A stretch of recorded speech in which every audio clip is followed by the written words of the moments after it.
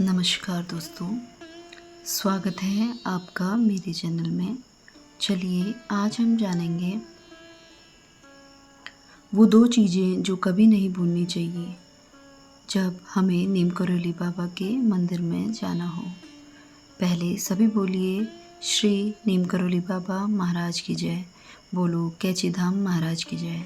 हर साल लाखों लोग कैची धाम जाते हैं, कभी चमत्कार की आस लेके, कभी अपने दुखों की गठरी लेके, कभी सिर्फ बाबा को नमन करने।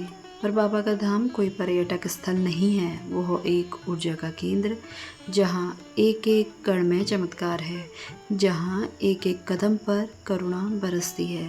लेकिन बहुत से लोग वहाँ जाकर भी वो प्राप्त नहीं कर पाते जिसके लिए वो गए थे। जानते हैं क्यों? क्योंकि वो दो चीज़ें भूल जाते हैं जिन्हें बाबा के धाम में भूलना पाप है। आज हम बात करेंगे उन्हीं दो चीज़ों की जो अगर आपने याद रखी तो बाबा आपको बिना बोले वरदान देंगे, और भूल गए तो शायद दर्शन होकर भी कृपा से दूर रह जाएंगे। बाबा का कैची धाम कोई इंस्टाग्राम स्टोरी का विषय नहीं है। वह धाम है जहाँ स्वयं हनुमान राम नाम की शक्ति विराजती है।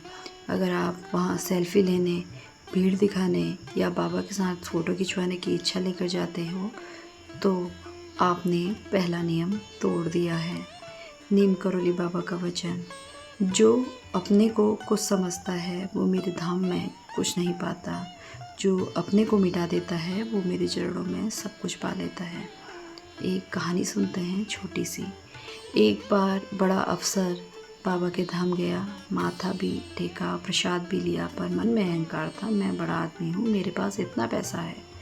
वह वापस लौट गया, जीवन में कुछ नहीं बदला। एक गरीब मजदूर जो सिर्फ राम राम कहता हुआ आया, बाबा के चरणों में रोया।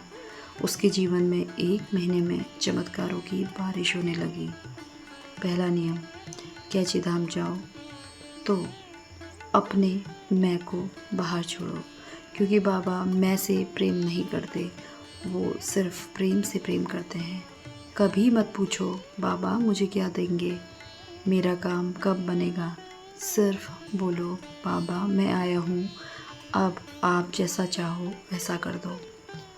अब जानेंगे दूसरी बात, खाली हाथ मत लौटो। दूसरी बात जो कभी मत भूलना, कैची धाम से खाली हाथ मत लौटना। यहाँ खाली हाथ का मतलब केवल घूम कर आ जाना नहीं, कुछ लेकर आओ। और वो क्या? प्रेम का बीज, सेवा की भावना या कोई संकल्प। आइए इससे रिलेटेड भी एक छोटी सी कहानी सुनते हैं।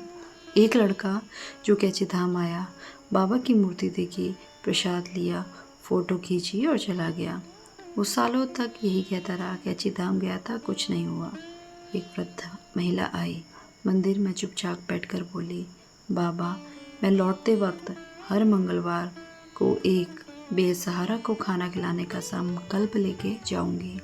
बाबा ने कुछ नहीं कहा, पर उसी साल उसकी बहू जो 10 साल से बांझ थी, माँ बन गई। तो बाबा की शिक्षा है दोस्तों, मेरे धाम से प्रेम लेके जाओ और उस प्रेम को दुनिया में फैलाओ, तभी मेरी कृपा तुम्हारे पीछे चलेगी।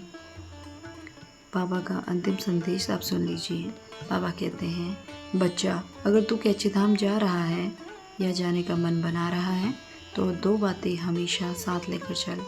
अहंकार बाहर छोड़, विनम्रता पहनकर बाबा के धाम आ, कुछ लेकर लौट, और वो है प्रेम, सेवा या कोई संकल्प।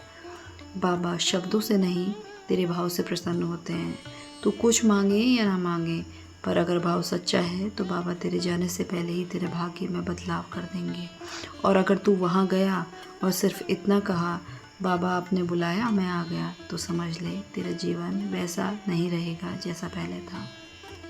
धन्यवाद।